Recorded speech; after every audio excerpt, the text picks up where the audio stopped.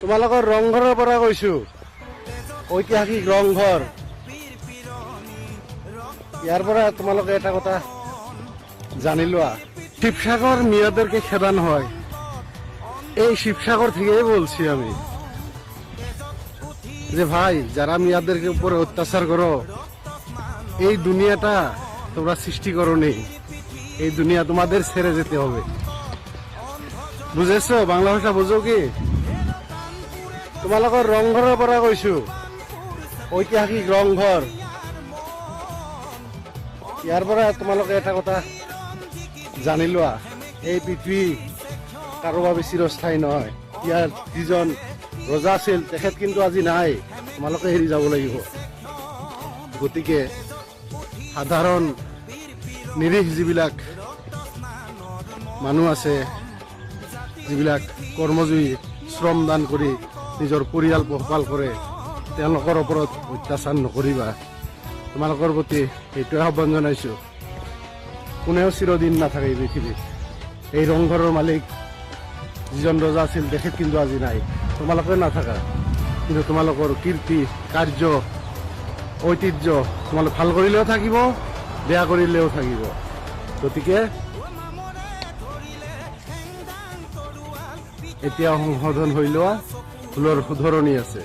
আৰু বেনাৰ লগাই আছে, মিয়া ভাগাও, বাংলাদেশী ভাগাও। আমিও এতিয়া লগাম বেনাৰ। চাইনাৰ মানুহ আৰু থাইলেণ্ডৰ মানুহ ভাগ হৈ আছে। আমাৰ পূৰ্বপুৰুষ ইণ্ডিয়ান হয়, আৰু তহঁতৰ পূৰ্বপুৰুষ চাইনাৰ পৰা আহিছিলে আৰু ইংলেণ্ডৰ পৰা আহিছিলে। আমিও অহা নাই চাইনাৰ পৰা, ইংলেণ্ডৰ পৰা। তহঁতে আহিছিল, তহঁতক কেলা খেদিম, পিটি ফালি দিম। তই কওঁ না মিয়াৰ পিটি ফালি দিবি, তহঁতৰ পিটি ফালি দিম। চুটমানি কেলা। তহঁতে যে লাচিত বৰফুকনৰ নামত যিবিলাক ভণ্ডামি কৰি আছ অসমৰ মাজত, এতিয়া গোৱামাৰা খাবি আৰু। এতিয়া আৰু ৰেচপেক্ট নিদিওঁ। লাচিত বৰফুকন নহয়, যিমান লাউৰা ফুকনৰ টিম আহক, মিয়াৰ লগত নাটক কৰিলে চিধা ঘৰত গৈ ৰাতি 12টাই গোৱা মাৰিম।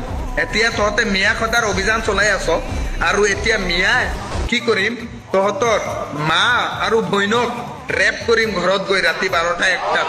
তেনেহ'লে এইটো হ'ব অসমীয়াৰ কি ভনী ৰেপ অভিযান। অসমীয়াৰ ভনী ৰেপ অভিযান কৰিম। অবে মাদাৰ চুদসকল, মিয়াক খেদি দিবি অসমৰ পৰা। ইমান দিন পৰা শুনি আছো, মিয়াক খেদি দিবি। তহঁতৰ বাপ দেউতাই খেদিছিল? তহঁতৰ বাপ দেউতাই খেদিছিল নেকি? না তহঁতৰ বাপ দেউতাই খেদিব পাৰিব? মুখেদি লাউৰা সোমাই দিম, যোনে কৈ আছে মিয়া খেদি দিব। মুখেদি ললিপপ সোমাই দিম, আৰু ললিপপ সোমাই পেলাই এনেকুৱা ঘূৰণি দিম, আৰু উল্টি কৰি দিম। লাউৰাৰ উল্টি তহঁতৰ মুখত কৰি দিম। মিয়া খেদি দিবি অসমৰ পৰা। মাদাৰ চোদ, মিয়া খেদে দেগা। তহঁতৰ বাপে পাৰিছিল মাকচুদাই? অসমখন মিয়াৰ, আৰু ইয়াত মিয়াই ৰাজনীতি কৰিব। যিমান দিন অসম থাকিব মিয়াই ৰাজনীতি কৰিব। আৰু মিয়াৰ লগত শেষলৈকে তহঁতে নোৱাৰিবি, কাৰণ ইছলামৰ জয় শেষত। 300 যেতিয়া আছিলো তেতিয়া একো কৰিব পৰা নাই, আৰু এতিয়া ভাল কৰিবি নেকি তহঁতে? মাকচুদাই অকল